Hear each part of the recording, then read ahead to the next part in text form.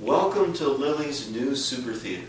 On the eve of sheetrocking, the contractor, Manny, will be here tomorrow at 10 a.m. I'm sure it will be very painful for me to get up that early, but anything for Lily. Here's how this works. This new home entertainment design puts all of Lily's toys on either side of one wall to hide all the wiring, nothing unsightly, nothing to trip over. Here's how it works. We'll start over here on the right-hand side. This is an existing Pass and Seymour box fed by a 20 amp circuit. I put an arc fault on that circuit last year. It's the circuit that powers the disco ball.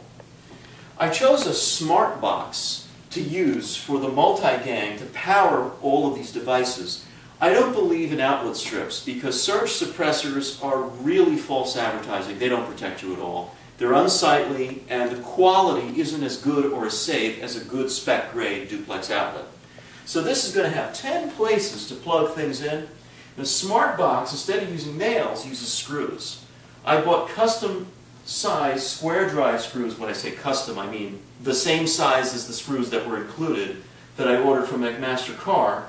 So this has got 4 screws holding it. It's very, very sturdy. It doesn't move at all.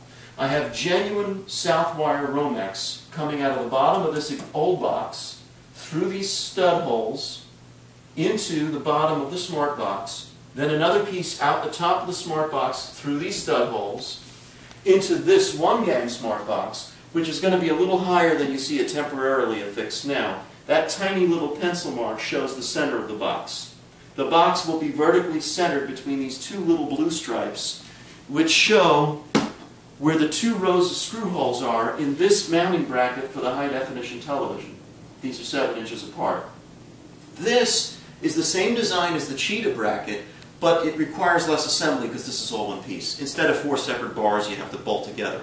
I don't like gratuitous pre-assembly required. I believe in assembly required when it makes the shipping box smaller, but not when there can be one piece like this. That's why I bought this one. It's the same price, same design, but improved. Notice that this has little nibs on it so that you can't make a mistake and slide the set off of the edge so that the hook falls off and then we have to explain to Lily why the TV is broken and on the floor. So that's going to be positioned like this. I calculated by bolting the mounting bars to the back of the set that the distance between the top center of the top row of screws to the top edge of the television is 14 7/8 of an inch. Now, we want a 2 1/8 inch buffer above the top of the TV. The reason is the TV is 4 1/4 inches narrower left to right than the space between the fancy molding Lily has here. So that means 2 1/8 inch here, 2 1/8 inch here. So aesthetically, you want 2 1/8 inch buffering space on top. So 2 1/8 and 14 7/8. I do that because my dad used to tell me stories with stuffed animals when I was 5 years old. And the one stuffed animal was a contractor, and he said 14 7/8 like that, but I can't whistle that good. Anyway, so if you add 2 1/8 and 14 7/8, you get 17 inches. So 17 inches from the center of this row of screws to the bottom edge of the top molding. That's how we arrived at this piece of tape. Now, I'm not delusional. I know that you're not going to be able to see this tape when the sheetrock is up.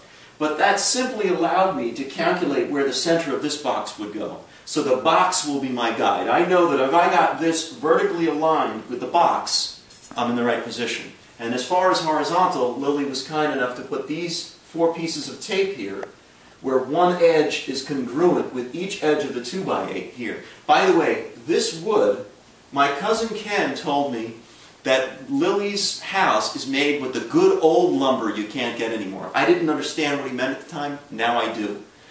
This swamp wood is something that I'm surprised they even took the bark off of before they put up. There's cracks in it. At first I thought maybe the cracks were from the nailing or something. It's not. If you go in the store, I checked this the other day in Home Depot, they got the cracks already in. You got a crack there, a crack here. There's a whole chip corner here on the back of this one. So apparently the environmentalist globalists with their false flag green economy marketing scheme want us to be discouraged from using real lumber by using, I don't know, medium density fiberboard or whatever the hell it is. So anyway, moving right along here, we explain these two boxes. I normally don't use Carlon at all, but for new work, low voltage brackets, I like these the best because they're nail up on the top and bottom, which a normal box is, whereas the Pass and Seymour, as much as I like it, they have that flap that you nail into. I like this better. So I got this from Home Depot. It's 2 gang because, quite honestly, when you're fishing the HDMI cables through, which you might need to change at some point, 2 gang just makes the innie, as Lily calls it, easier. It's wider and the wire will fall through there more easily. Let's show you what's going to be on that box there, that single gang smart box. This is a 120 volt outlet that's going to, of course, power the television. That goes inside the box. This is basically self-boxing. It's got the wings. It's just a low voltage pass-through, another innie as Lily calls it, for the HDMIs to fall through. You can see it's going to drop straight down through that hole and out into the projection room, as we're calling that room now. So you can see now how everything is just logistically laid out to eliminate stray cabling or anything unsightly like that. When Lily had Manny frame this, he put these here thinking we might want cabinets in the future. Well, we quickly realized that because the computer desk is going to be here, you really can't have cabinets. But I had the idea of in-wall speakers because Lily likes everything sleek and low profile. Like most women, she cares about audio quality, but unlike a guy where they don't care if they have a 10-foot speaker in the room, she wants something that looks beautiful too. One of the problems with in-wall speakers is you lose the controlled acoustic chamber environment inside, which is supposed to be an airtight environment with a certain number of cubic inches of space inside for the woofer cone to move. You lose that in an in-wall speaker typically because you have a completely uncontrolled space between the studs. It's not airtight. Not so with this, because these, which as I said were originally intended for cabinets, notice that the only holes I drilled were for a round speaker wire that fits very snugly. You can see how snug it is here, and another one here. And the reason I did that is because by telling Manny tomorrow to have his guys put liquid nails on the perimeters here, here, and on the other sides of the 2 spaces, we will have an 1,800 cubic inch space here and an identical one here for the in-wall speakers. So those in-wall speakers should sound about as good as bookshelf speakers of the same size and specs, which is very unusual in this kind of setup. So this will allow Lily to have sheetrock covering here and here. Now notice there's another Carlon 2 gang nail up new work low voltage bracket here from Home Depot. This is for a snake that will go to a audio interface. Instead of having a PCI card in Lily's computer, she's going to have a newfangled sound device. It's not really a sound card, they call it an audio interface, that's going to go through the USB of the computer. Now, if she gets one, she hasn't made a final decision yet. If she gets a simple USB device, then the cable going through here won't be a snake, it'll be a USB cable.